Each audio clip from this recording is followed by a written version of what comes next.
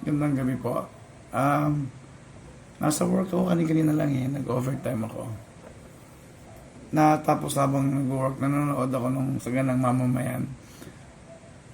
Doon sa entrada ng programa, sa simula, binanggit nung dalawang anchorman, nung host, nung Saganang Mamamayan sa Net25, na marami daw madami nag-unfriend daw ngayon dahil siguro sa nangyari. Nung isang kahapon ba nag-post ako ng yung kagandahan nung nangyari naman ngayon. Yung mga dati mong kakilala, kaibigan, kasama sa trabaho, bigla mong nakausap.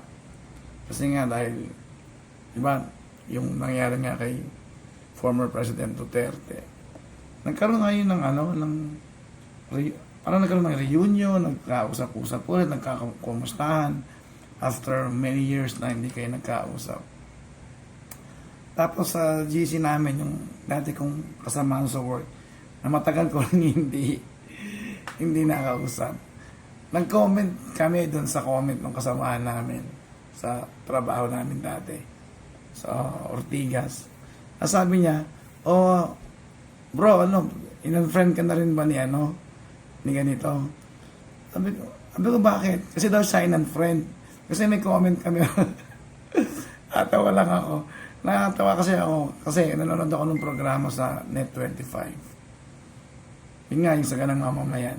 Yun yung topic nila, yung una nilang topic. Ang dami daw mga nag-unfriend. Pag-check ko sa Facebook, nakita ko yung hinanap ko yung pangalan niya. Kasama namin sa work yun Nakita ko nun, hindi na kami friends, nakalagay kasi add friend add friend. So in-unfriend niya ako, natawa lang ako. Kasi yun yung post niya parang natutuwa sila na si Duterte, ganyan, nga di ba nga si Duterte na dinampot or pinadala sa So nag-comment lang ako na bakit natutuwa, yan. Basta ganun lang, kasi alam ko makaleni kasi yun Anyway, yun lang naman yung akin. Nagulat lang ako na, totoo yung sinabi nung kasama ko sa work, na in-unfriend ako nung kasama namin. Tapos totoo rin yung sinasabi nung sa Net25, nung sa Saganang Mamamayan, na ang dami nag-unfriend ngayon talaga. Totoo nga naman. Isa na ako doon na experience ko. Ito po, panoorin natin yung maiksing clip nung programang Saganang Mamamayan. Pakinggan natin yung sinabi nung host. Programa para sa mamamayang Pilipino. Hoy, araw po ngayon ng Huwebes. Masayang Huwebes po sa inyong lahat. Masayang Huwebes, Narson. Masayang Huwebes, Jen. At siyempre sa ating mga kababayan, ito'y nakakalungkot, Jen, ha? Bakit? Dahil sa... Kala ko may masaya tayo ngayon.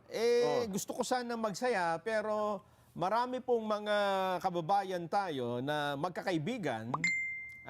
Yung termino kasi yung magkakaibigan, hindi na katulad nung unang panahon, nung araw Jen. Ganon, Ng kaibigan, talaga kaibigan, walang iwanan. Ayaw naman, Hanggang tumanda kayo, magkaibigan pa rin. Ay, maraming ganyan. Yan dati. ang ibig sabihin, yan ang tunay na kahulugan ng kaibigan. May ibig nga sa gitna di ba? Yun ang, Nag-iibigan Oho.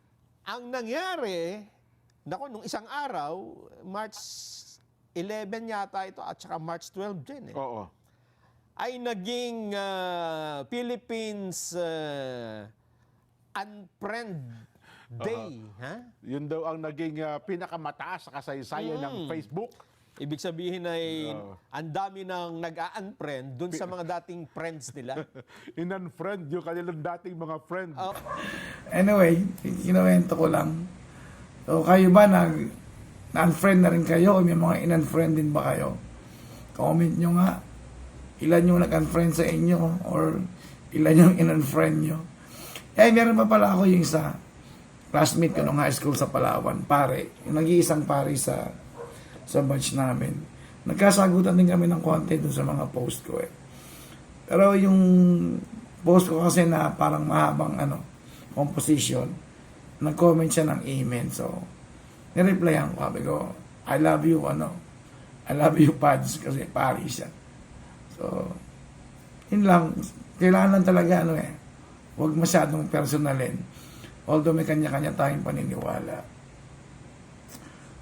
huwag sanang maapektuhan yung friendship or yung pagiging magkakakilala ninyo ng mga kaibigan mo or kamag-anak mo yan or katrabaho man. Ganun talaga. Minsan naapektuhan talaga tayo ng nangyayari. Pero sana nga, hanggang ganun lang, wag sumobra. At sana yung bansa natin talaga umayos, lalo ang PNP. Yun lang. Friends lang, pati-pati lang. Kakaiba man tayo ng pananaw at pinaniniwalaan. So, peace lang tayo, pati-pati lang.